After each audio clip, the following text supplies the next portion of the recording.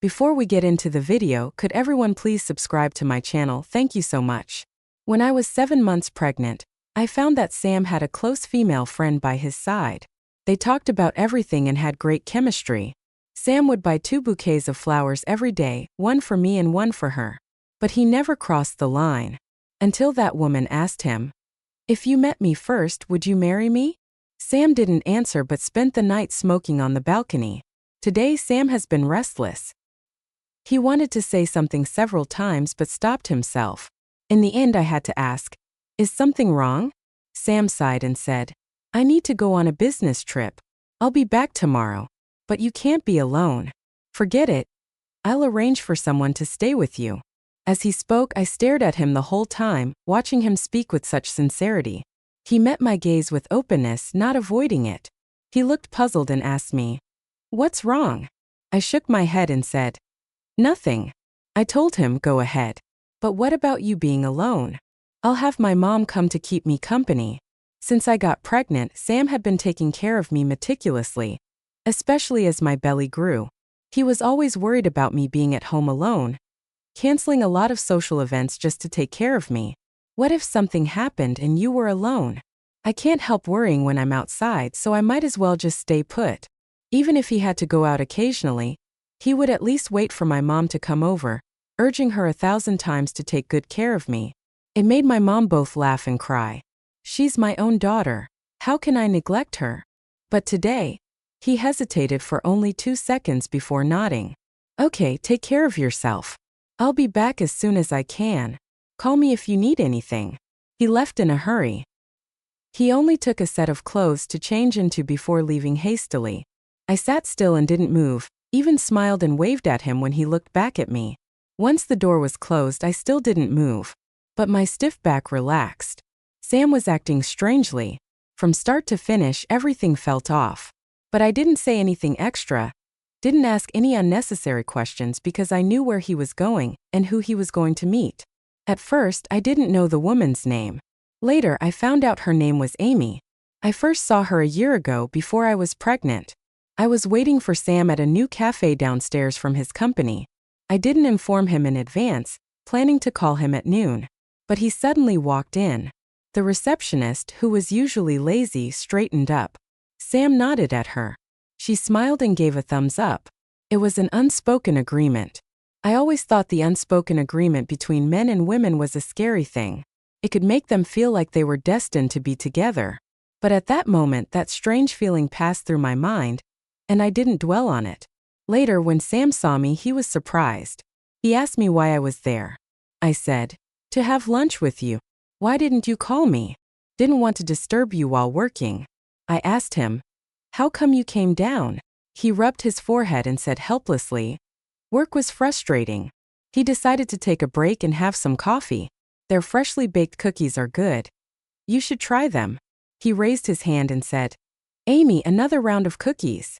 Facing the woman's puzzled look, he introduced me with a smile. "My wife." That day they were both so calm. Sam introduced me calmly. Amy greeted me calmly and even paid for our bill. Sam said the coffee here was authentic. He tried it once and it was good. So they decided to have their company's afternoon tea here. They became familiar at that time. I thought they were just a simple cafe owner and a regular customer. I didn't know that the delicious cookies they didn't sell in their shop. I also didn't know that Amy would message Sam asking him, "If you met me first, would you marry me?" At 10 o'clock that night, Sam messaged me saying he had just finished work and arrived at the hotel. He was too tired, so he wouldn't video call me today. He told me to take care of myself and call him if there was a problem. I replied one by one, assuring him that I was fine. I asked the waitress at the cafe, "Where's Amy? Why isn't she here?" The young girl, being friendly to me, said with a smile, "She went out right away. It's our boss's birthday today. She probably went on a date with her boyfriend. She got a big bouquet of roses. How romantic." I nodded, grabbed a coffee to go, and left. The city was big. Finding 2 people was hard. But Sam bought me a tracker watch. I slipped it into his computer bag before he left. It was a gift from him when I was 4 months pregnant. I was one of those who suffered severe morning sickness. Even until the 4th month of my pregnancy, My weight wasn't increasing but decreasing. I didn't know I was already starting to be anemic. I also didn't know that I would faint in the mall due to poor circulation. Sam was terrified. His hands were shaking when I woke up. That watch was used to monitor my health and track my location in real time. It was expensive, so the tracking accuracy was high. Just like now, it had been on the 12th floor of this hotel for 3 hours. I didn't rush over that night. I was only 23 days away from my due date. I still had to take care of myself. I threw away the coffee, drank milk, lay on the soft bed, and listened to the soothing white noise. But even so, I couldn't sleep. It was like that night over a month ago. It was the first time I peeked at Sam's phone because he was too agitated. He accidentally cut his hand while peeling an apple for me. He accidentally smashed a cup while pouring water. He kicked the chair in front of him fiercely. I screamed in fright. He apologized, saying he had a tough time at work and that he didn't mean it. But waking up in the middle of the night to find myself alone and feeling cold, Sam spent the whole night smoking on the balcony. I unlocked his phone with a heavy heart. The chat interface wasn't closed. A person with the INI tiles sent a message in the afternoon. If you met me first, would you marry me? Sam didn't reply. Not a single word. But that night my heart died in his phone. I arrived at the hotel at 6 a.m. with my household book and marriage certificate. I placed everything on the front desk. Sam was my husband and I wanted to know which room he had booked. If you can't tell me, I'll call the police. I don't have the energy to argue with anyone. Tired. Exhausted. Both physically and mentally exhausted. The receptionist stared blankly for a long time. Her expression changed from surprise to hesitation, then to pity. Please wait. I'll help you find it right away. She quickly gave me the room number. Then she asked if I needed any help. I smiled and shook my head, gently caressing my swollen belly as I went upstairs. Sam didn't keep me waiting long. I had only been standing outside the door for less than 40 minutes when the door in front of me opened. Sam stood there holding the door handle. Behind him, a pair of slender arms wrapped around his waist. Sam, thank you for giving me this night for the rest of my life. For the rest of your life? What? Her words were left unfinished as Sam abruptly pushed her away. He caught sight of me and hurried towards me, however, he looked past him. Amy fell to the ground, her fiery red halter dress no longer covering her fair legs. She stared blankly at Sam's back, a mixture of sadness and resentment in her eyes. Lucy! Sam called out my name, his voice trembling. I was shaking. I thought I was prepared, that I could face it calmly. But in that moment I found it difficult even to stand still. Where's the car? I asked. In the underground parking lot. Let's go. I leaned against the wall, turning to leave first. Sam tried to reach out to help me. I growled softly, "Don't touch me." His hand trembled for a moment before following me beside me. It was at that moment that Amy caught up. "Lucy, you don't have to be like this.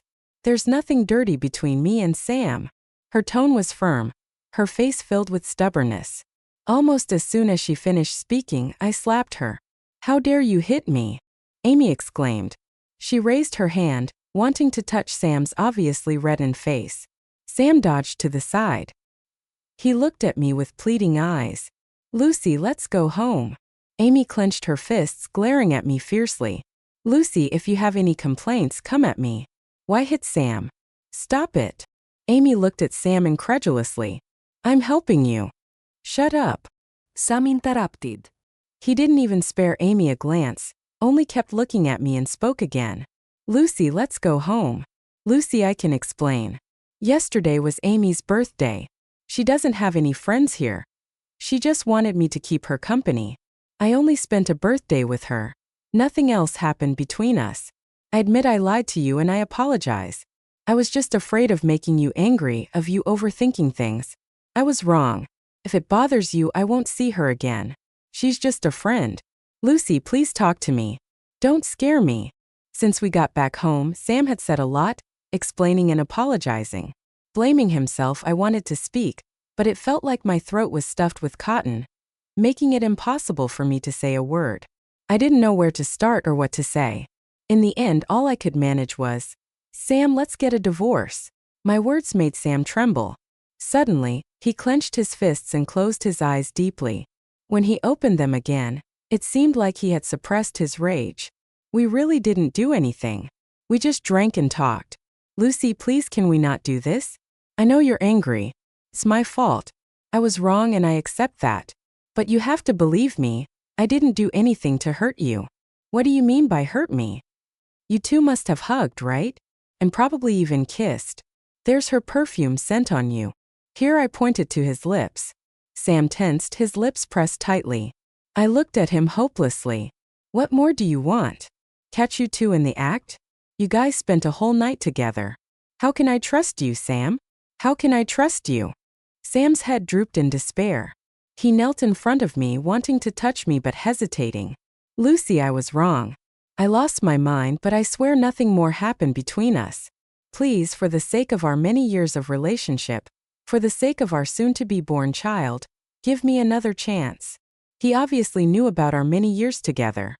He knew about our child on the way, yet he did what he did. But he still hoped that I could forgive him for all of that. Layer upon layer of emotions, memories that were crushing. I looked around in confusion. Then my gaze fell back on my belly. Tears flowed uncontrollably. My sobbing sounded like a trapped animal. Sam nervously held me. Lucy, Lucy, what's wrong? What are you looking for? Tell me. I'll help you find it. His voice was like a match that ignited me in an instant. I finally cried out in a loud voice. I want a divorce. I want to divorce you. This year marks the 4th year of marriage between Sam and me. We were both very happy when we found out about this child. But in reality, it hadn't been smooth from the start. The severe morning sickness made it hard for me to eat anything. But not eating was bad for my health. I had to force myself. I cried every day back then. It was so painful to the point where I felt I would rather be dead. We had thought about not having this child, but when it came down to it, we got scared. I stayed in the hospital for a month trying to keep the baby. In the early stages of pregnancy, I felt like I had been seriously ill. Severe malnutrition, anemia, and then that fainting episode. This little life seemed so fragile but yet so strong. I was afraid that I would go into preterm labor because of this incident. I was even ready to call an ambulance at any time. I dared not go hysterical, dared not hit, dared not smash. I had to hold back even my tears until I couldn't hold them back anymore. But the chain reaction it caused made me vomit. I held onto the toilet, kneeling on the ground. It was a pain as if all my organs had been displaced. Sam desperately pounded on the door. He begged. He roared, telling me not to joke about myself and the child. I awkwardly held my belly. How I wished to end all of this with dignity. As Sam started hesitating, my dignity was trampled on the ground. My parents were summoned by Sam. I opened the door only after hearing my mother's voice. My usually gentle and smiling father's face turned cold for the first time. Is this how you treat your good girl? They took me away with them. Sam couldn't stop them. Dad asked me, "What's your plan?" I replied in a hoarse voice, "I want a divorce."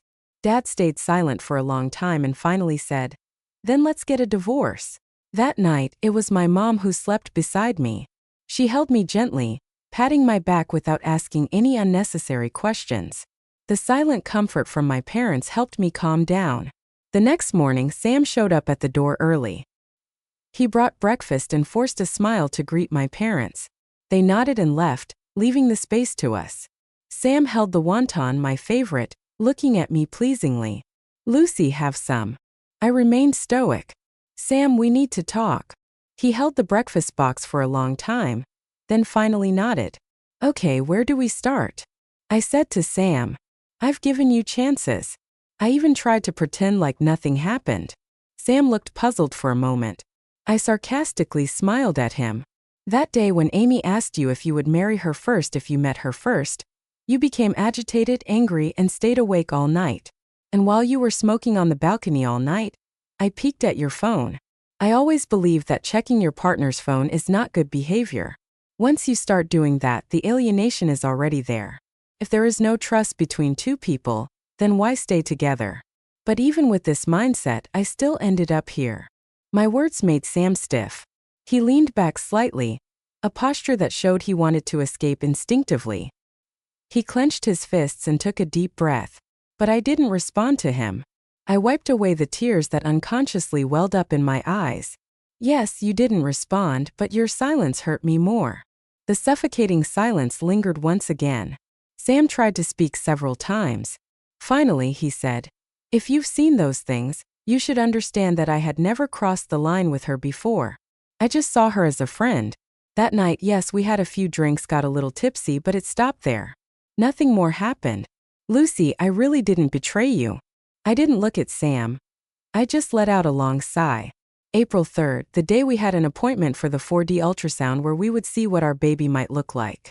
I was looking forward to it, but you said you were busy with an important meeting. Yet in reality, you had planned to go mountain climbing with Amy. Every day you would order 2 bouquets downstairs. One you would take in the morning for her. The other you would bring back in the evening for me. Except on February 14th, the day you took roses, 19 roses. The elevator in your building needed an internal card. Complained about the long wait, so you gave her one. When you said your shoulder was hurting, she went to the hospital to get a plaster for you. During that time, you always smelled like medicine, and when I asked, you said you bought it yourself. On the day of your birthday, after I had fallen asleep in the early hours, you went downstairs and Amy gave you a cufflink. She asked if she was the first one to wish you a happy birthday, and you said yes. Your understanding was like this. She says go? You say go. She says a rooftop? You respond with a yes.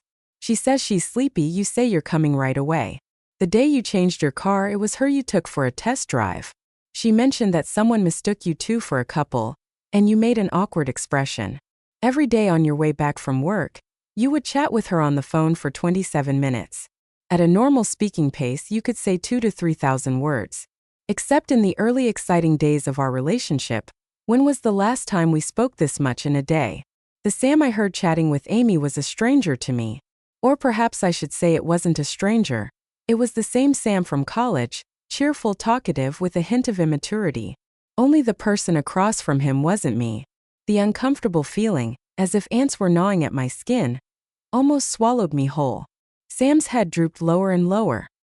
He said weakly, "I just saw her as a friend sometimes. I was just too tired and chatting with her helped. We were just talking, Lucy. What do you need me to do for you to believe me?" The deep sense of powerlessness dragged me down. "Sam, do you know how much I wished you had really cheated? Your closeness and understanding felt like a guillotine hanging over my head. I didn't know when it would come down. I could only wait anxiously. I thought about pretending I hadn't seen anything. I hesitated whether to turn a blind eye. I truly hesitated. I was pregnant. Our child was about to be born. They didn't actually do anything. Should I face it clearly or just let it slide vaguely? But the moment I turned off my phone and lay down, pretending nothing had happened, it was clear where I stood. I thought I could do it, but ever since I found out about those things, I stopped trusting you. Every time you left my sight, I suspected you were with her. What were you talking about? What would you do? Those suspicions gnawed at me every minute. I was going crazy. Sam, you are driving me crazy. I cried out helplessly. Those were the most painful 1.5 months for me. I almost thought I was going mad. Until Sam agreed to spend the night with Amy. She said, "Maybe this way I can let go. Sam, have some compassion for me." Sam replied, "Okay." In that moment, the guillotine finally fell. I was born to die. "Sam, let's get a divorce." Sam didn't agree. He said he could compromise on anything except for a divorce. He started running to my parents' house every day. If he wasn't allowed in, he would sit in his car all day. He was tired and I was tired. When I wanted a divorce, I didn't realize how hard it was to actually get one. When one party disagrees, the only option is to file a lawsuit, which takes at least a month from filing to court session. If there's no major fault, the first trial won't grant a divorce. Then you have to wait another 6 months and try again. Can we get the divorce after the second try? But now I'm close to giving birth. I can't wait another month. I can only endure. It made me anxious, sleepless, and I lost my appetite. I even started getting angry. When I threw out what Sam brought to my door in another fit of hysteria, the warm porridge spilled all over him. Sam was shaking with anger. "What more do you want from me?" I've apologized, admitted my mistake, and promised there wouldn't be a next time. Why can't you forgive me? After all these years of our relationship, Can't you give me even one chance? Lucy, please can we stop this fighting? My ears were buzzing. I was losing strength in my hand holding the door. It was slipping down. Sam, I'm pleading with you, please stop disgusting me. That was the last thing I said to Sam before I collapsed. My mom said I had a major hemorrhage. I went straight to the operating table. It was a close call, but in the end, mother and daughter were safe. Sam's mother rushed back from overseas. She held my hand looking concerned. You've been through a lot. And you, young man, how could you not call me when something big like this happened? Sam learned his lesson this time. He was crying in the safe passage. Did you see that? I was too tired to even talk. My mom coldly held my hand. If you really care about our Lucy, let Sam divorce. Stop tormenting each other. Sam's mother hesitated for a moment. As parents, it's not our place to interfere. They've had a little disagreement. Sam was wrong, and I've asked him to apologize. But when you live together, there will be times when you bite your tongue, let alone a married couple. Besides, now that a child is born, even for the sake of the child. They seemed to keep talking for a while, but I stopped listening. I fell asleep feeling groggy. I've always respected and been close to Sam's mother. She treated me well, and I was willing to treat her well. But in times of trouble, you realize whose mother is on whose side. Or maybe in Sam's or his mother's eyes, I was overreacting. I didn't want to see Sam. He was outside the hospital room every day. My dad didn't let him in. He didn't make a scene or force his way in. He just stood quietly there. Only occasionally did he persuade my dad to let him see our daughter. My mom gave in a few times, taking the baby out while I was asleep. I knew it all, I just pretended not to. I couldn't cut off the child from his blood. Can I prevent them from ever meeting each other in a lifetime? Sam's persistence worked. At least my parents were wavering. When facing me and the child, they started to sigh. My mom even hesitated and said, "Maybe just let it go?" Feeling isolated and in pain. But how do I tell everyone that if it were someone else it would be okay? But with Sam it's different. I love him so much. I was eagerly awaiting the arrival of our child. But he stabbed me in the back at my most loving moment. The feeling of being betrayed by a loved one tortured me every moment. I hate him. I no longer trust him. How am I supposed to spend the rest of my life with him? Do we have to wait until the marriage is rotten to the core before we can part ways? I stayed in the hospital for 15 days. Amy came once. She brought a fruit basket and flowers, saying she came to see me and the child. At that time, my parents and the baby had gone for an examination. Sam said, "You can leave now, don't come back." Amy fell silent for a few seconds, and when she spoke again, her voice was trembling a bit. "What do you mean? Ignoring my calls and messages? So now we can't even be friends? Does Lucy still have a misunderstanding? I can go explain to her." Amy. Sam interrupted her. "Let's not contact each other anymore in the future." Amy left crying. She threw the fruit basket at Sam and called him a bastard. Sam took it silently. Later, he stood by my bed for a while before he was about to leave. As he was about to turn away, I stopped him. I just wanted to ask you, if Candy were in the same situation as me when she grows up, would you advise her not to care? Sam was silent. I continued, "If my daughter can't, I can't either." I knew the conversation between him and Amy was deliberately for me to hear. He was telling me that he would cut off contact with Amy. But so what? Does cutting off now mean they never loved each other before? Does it mean they won't have any connections in the future? Sam, let's get a divorce. Otherwise, when I'm discharged, I'll file for divorce. My words seemed to ignite the emotions Sam had been suppressing. "Why?" he roared. "I already apologized to you like this. I knelt down for you. I begged you with tears. What more do you want from me? Do I deserve a death sentence just for making a mistake? You won't even give me a chance? Lucy, is your heart made of stone?" It was the first time he had been so decisive. He said, "Let's not meet for now. Both calm down, and when you're ready we'll talk again." At first, I didn't understand Sam's meaning. But from college till now, for years of dating and 4 years of marriage, I knew him after all. He seemed to be saying, everything in moderation, too much can be unlovable. That understanding chilled me to the core. It also strengthened my determination to get a divorce. Before the month was over, I saw a lawyer and filed for divorce in court. The lawyer told me that the first time usually wouldn't result in a divorce, especially if Sam didn't cooperate. If you are sure you want a divorce after the first trial, start living apart. A year of separation. When you file again, it will usually take about half a year to get divorced. I counted the days waiting for the court date. When Sam received the court summons, he went crazy. I thought he would come find me. But the news that came first was that his mother collapsed and was hospitalized. What happened?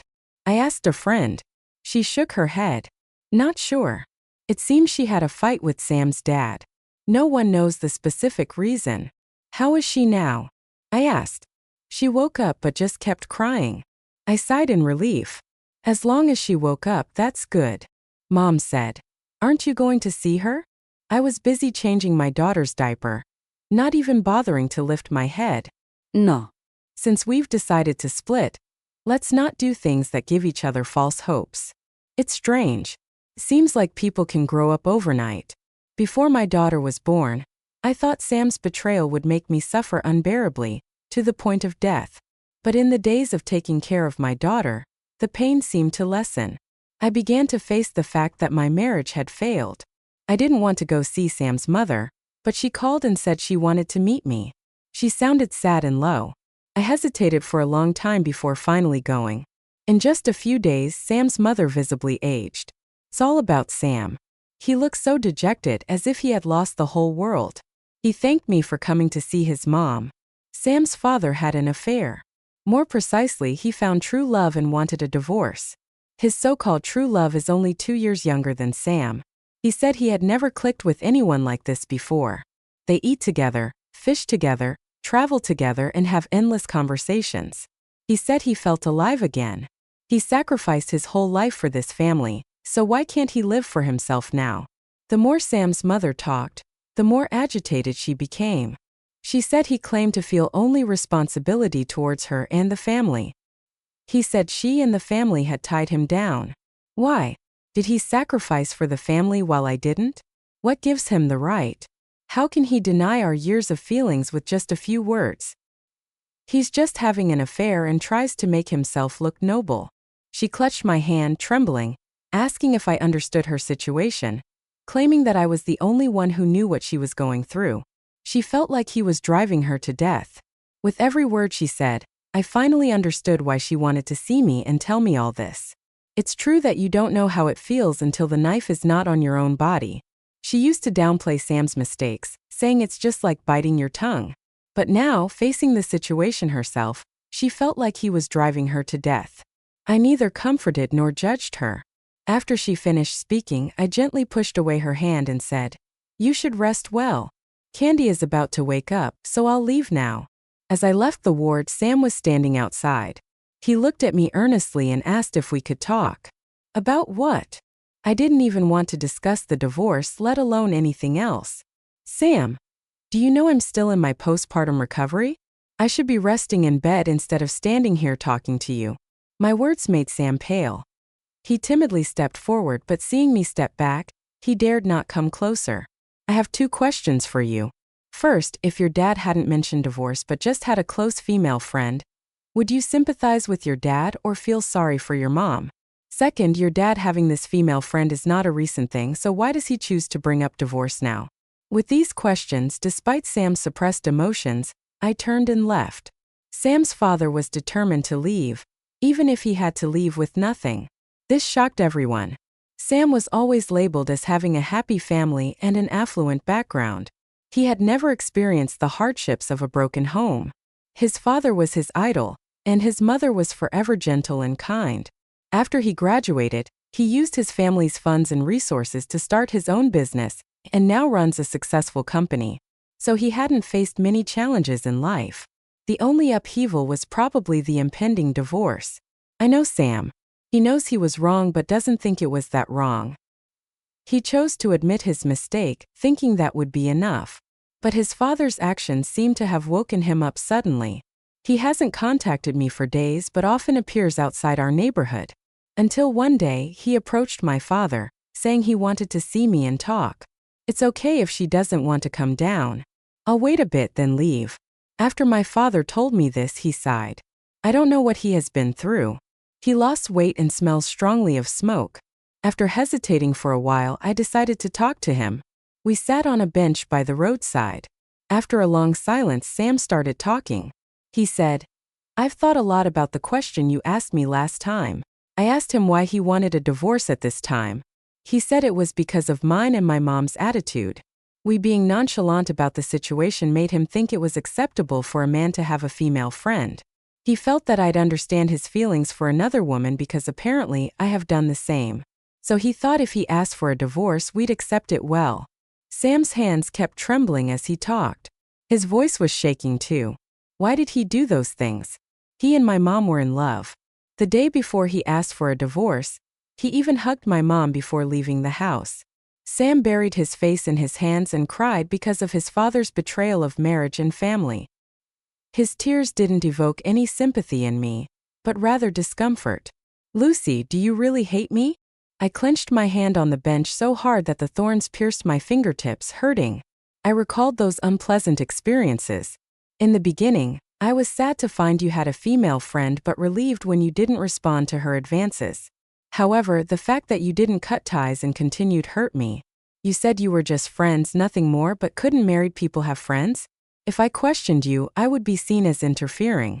Until you promised to spend the night with her, I suddenly felt relieved.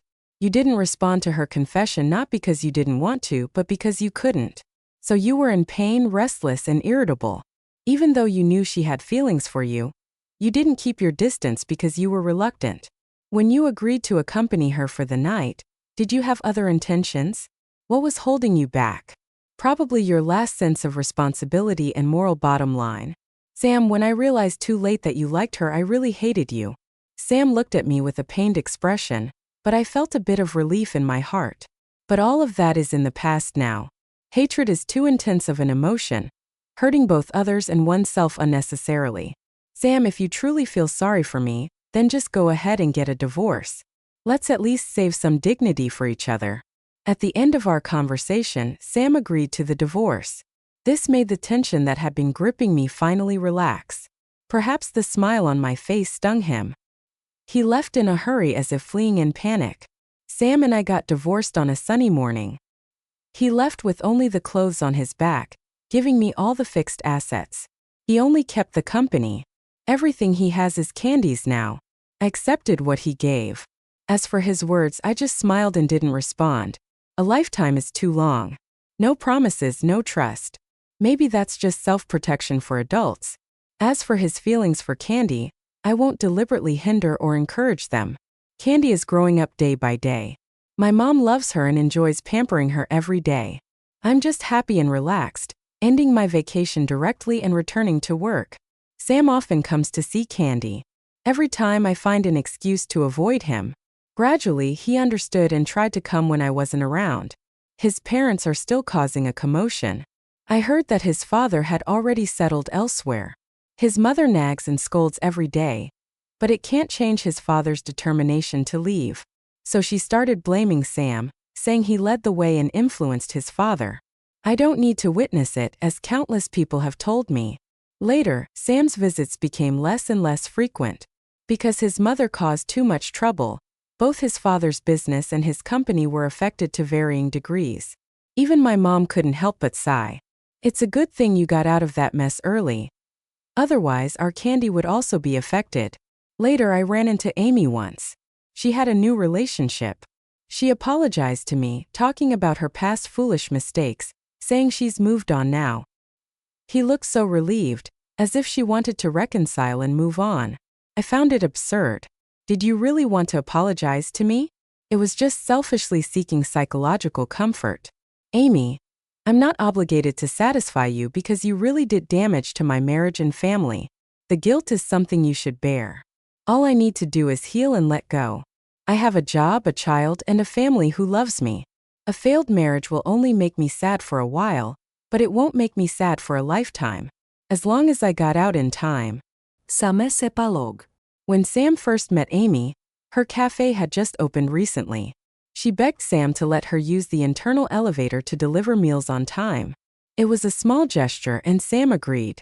Later, he asked himself if he would do the same for someone else because Amy was pretty enough to stun him with just one glance.